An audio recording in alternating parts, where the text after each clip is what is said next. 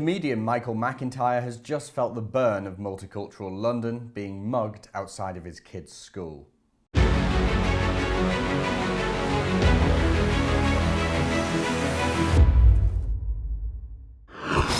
Yep, that's right, comedian Michael McIntyre, you know, the guy with the bobbly head and the big hair. Yeah, he's been mugged outside of his kids' school in Golders Green. Michael McIntyre.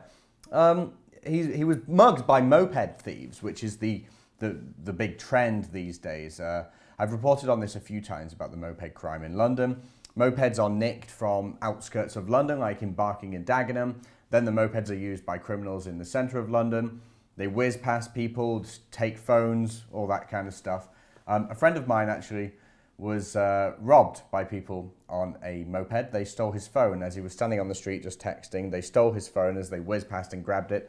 And I'm sorry, mate, I've got to put this in my video because I thought his response was hilarious. He followed up by chasing them down the street saying, "Please, come back," which I'm sorry, mate, I had to say that. But it's a really serious crime, though, and it's happening way more often.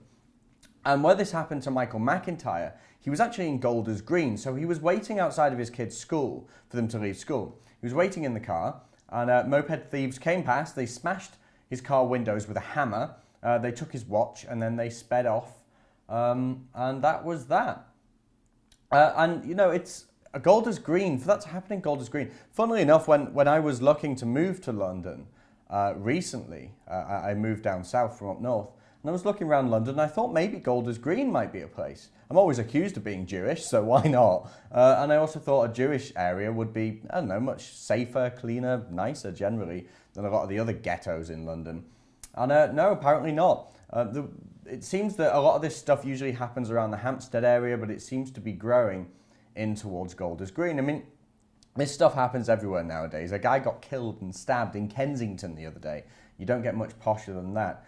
But in terms of Golders Green, there's a few articles here that I just thought I'd take a quick look at to prove the point that Golders Green, even one of these sort of more peaceful Jewish areas, is suffering as well. There's an article here in The Sun: cash grab, security guards stabbed as moped thugs rob cash delivery at Golders Green Sainsbury's in North London. Another one from The Mirror: man arrested after mum and her daughter stabbed to death in devastating attack in their home. Horrible. Another one, hamhigh.co.uk, Ham and High, never heard of this thing. Jail for hammer attack and moped gang who targeted Hampstead.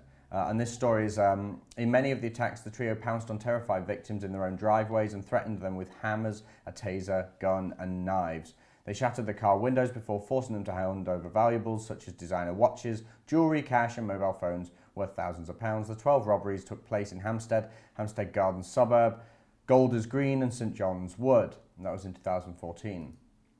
Another one here, again from the same website: gang members from Highgate, Muswell Hill and Golders Green jailed for cash in transit van raids. And another one here from The Standard: gotcha moment, police seize bike raiders in street after gem theft attempt.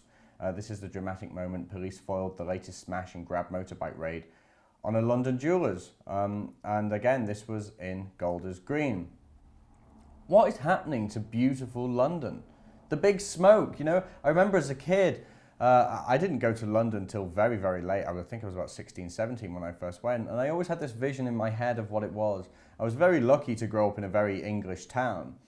I always had this great vision of London being this wonderful place, this metropolis, but that's uniquely British at the same time. And that's just not the case anymore.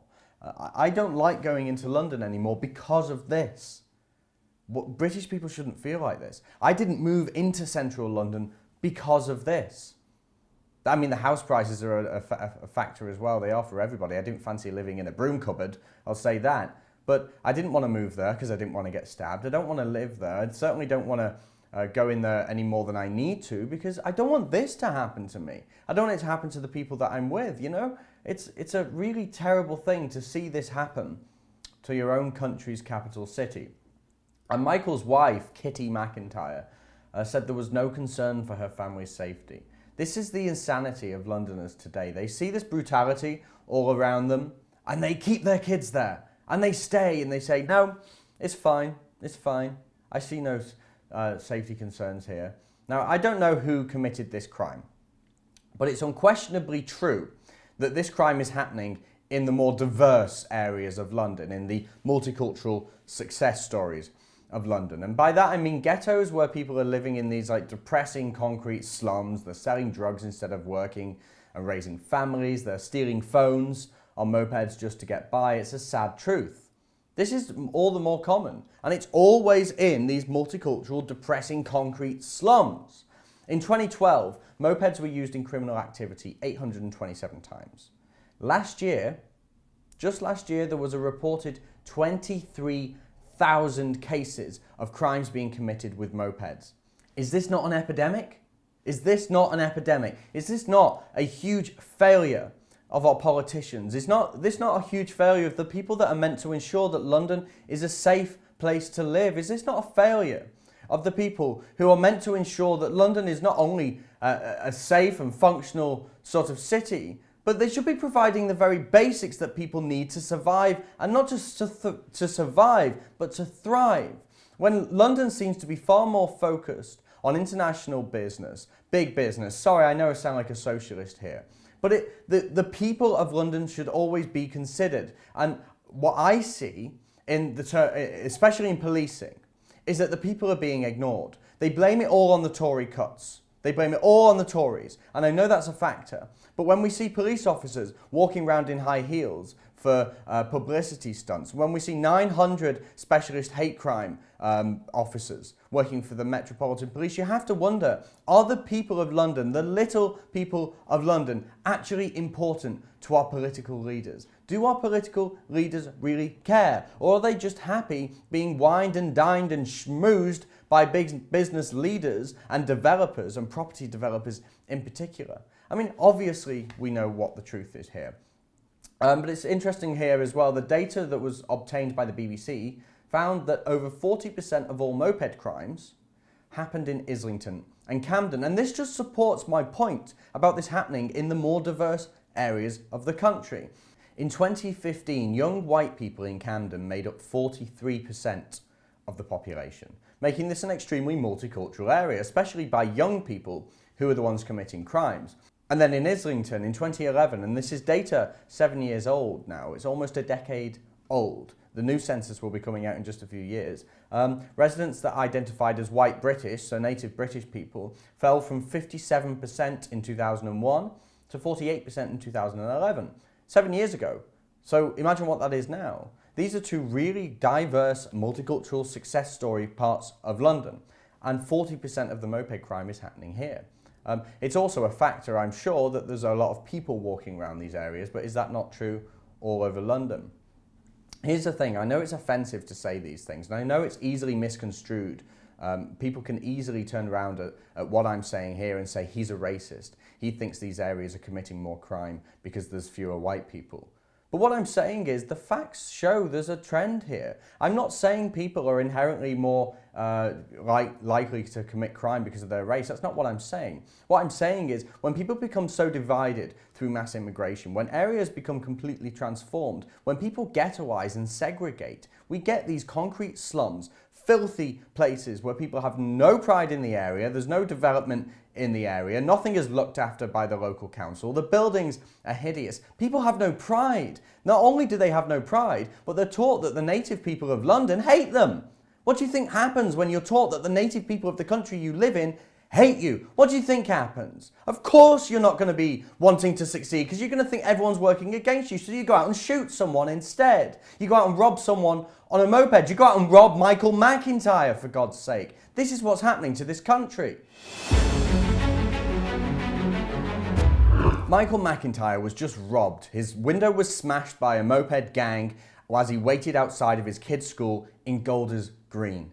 This is happening all over London. Thousands, tens of thousands of the cases of moped crime are being committed every year in London now, and I'm sorry to say it's happening in the most diverse areas of the city. This is a trend. It's something we have to acknowledge. I'm sorry if people think it makes me racist, but let's look at the facts. Let's consider the fact that when people are stuck in concrete slums and told that white people hate them, of course that are going to go out and commit crime because they're never going to want to succeed because they think they can't succeed. If we're ever going to improve the situation in London, not only do we need to be tough on policing, not only do we need to really crack down on this crime, we need to give people something to live for. Let's get them outside, out of the concrete slums. Let's stop building houses that make you feel like you're in communist Russia. Let's have councils that actually focus on the interests of the little people and less so on being wined and dined and schmoozed by big business. It's important to look after the little people. It's important to consider quality of life.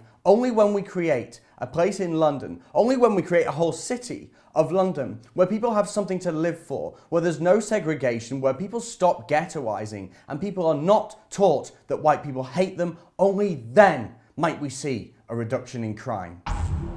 If you like that and want to see more, remember to like and subscribe or download the Rebel app from the Google Play Store or the Apple App Store.